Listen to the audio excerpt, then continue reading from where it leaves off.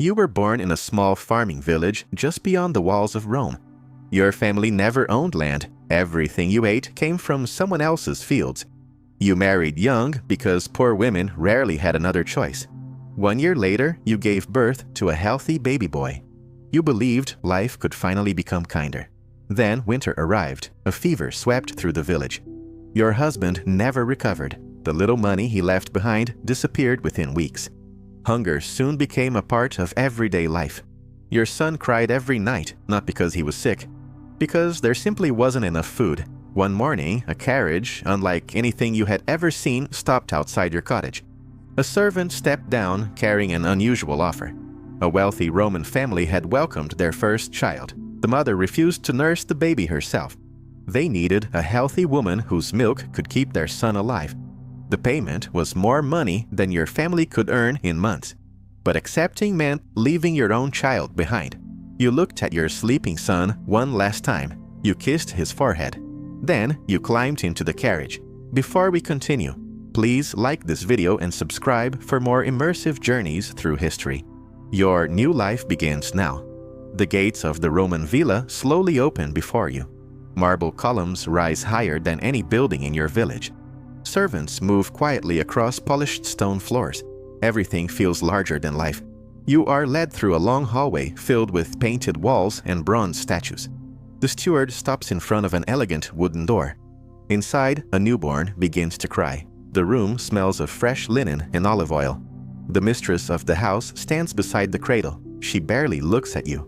Instead, she gestures toward her son. You gently lift the baby into your arms.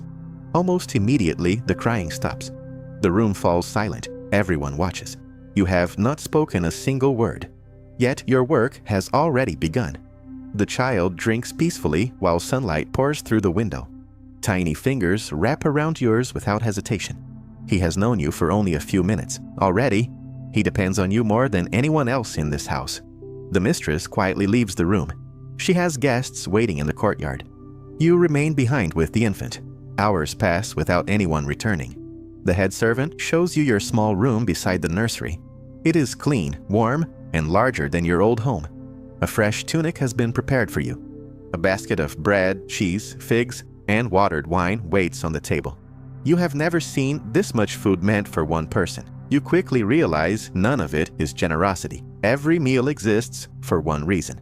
Healthy milk means a healthy heir. The Roman physician Soranus of Ephesus devoted an entire section of his medical writings to choosing the ideal wet nurse. He advised wealthy families to examine a nurse's health, age, diet, temperament, and even daily habits because they believed these qualities affected the child's development. Every morning follows the same rhythm. The baby wakes before sunrise. You feed him beside the nursery window while the city slowly comes to life outside. You carry him through peaceful gardens surrounded by marble fountains. You sing old lullabies your own mother once sang to you. Sometimes he falls asleep against your shoulder before the song even ends. Sometimes he refuses to sleep unless he hears your heartbeat. The household begins trusting you more each day. The cook asks what foods you prefer. The physician examines your health as carefully as he examines the baby. Even the steward reminds everyone that you must never become exhausted. You slowly understand something strange. They are not protecting you. They are protecting the milk your body produces. Weeks quietly pass. The infant smiles whenever he sees your face. He reaches toward you before reaching for anyone else. When another servant tries to comfort him, he cries louder. The moment you hold him, he becomes calm again. The older maids smile knowingly. One whispers that this always happens. Babies remember the woman who feeds them long before they remember anyone else. Late one afternoon, you receive a small letter from your younger sister. She writes that your own son has started crawling. He laughed for the first time yesterday. She wishes you could have seen it. You read the letter twice, then a third time. You fold it carefully before anyone notices the tears forming in your eyes. That evening, you cradle the Roman child beneath the fading light of an oil lamp. He gently falls asleep against your chest. His breathing becomes slow and peaceful. You instinctively kiss the top of his head. For just a moment, you forget he is not your son. Then you remember. Somewhere beyond the walls of Rome, your own child is falling asleep. without you. The seasons quietly begin to change. The tiny newborn you first held now recognizes your footsteps before he sees your face. Every morning, he stretches his little arms toward you the moment you enter the nursery. His smile appears before yours does. You lift him into your arms. He laughs. For a few precious moments, the entire villa feels peaceful. Your days become almost identical. You feed him before sunrise. You carry him through the gardens after breakfast. You sing while servants clean the nursery. You rock him to sleep before the afternoon heat arrives. Sometimes he wakes crying from a nightmare. Sometimes he simply wants to hear your voice. Every time, he reaches for you first. The mistress visits only briefly each day. She kisses her son's forehead. She asks if he has eaten well. She smiles proudly whenever guests compliment how healthy he looks. They admire his bright eyes. They praise his strong body. They congratulate the family on raising such a fine child.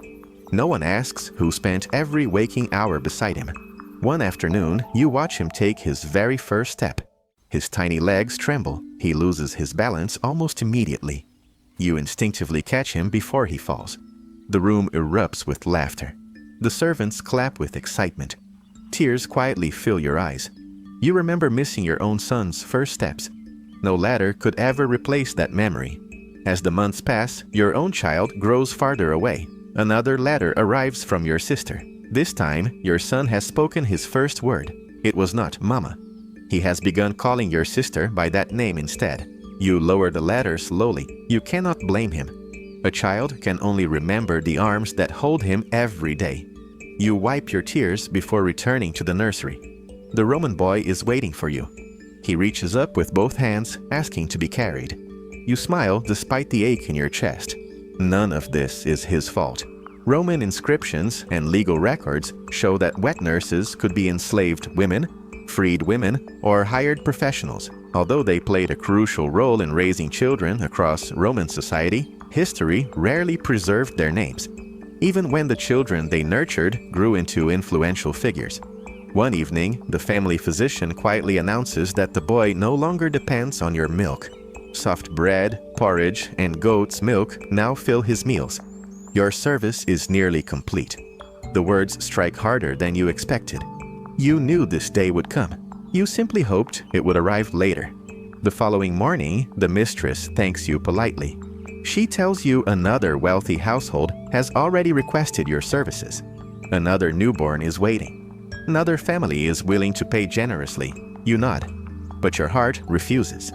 You kneel before the little boy one last time. He laughs and reaches for your face. His tiny fingers grab yours exactly as they did on the first day you met. You smile through trembling lips. A servant gently lifts him away.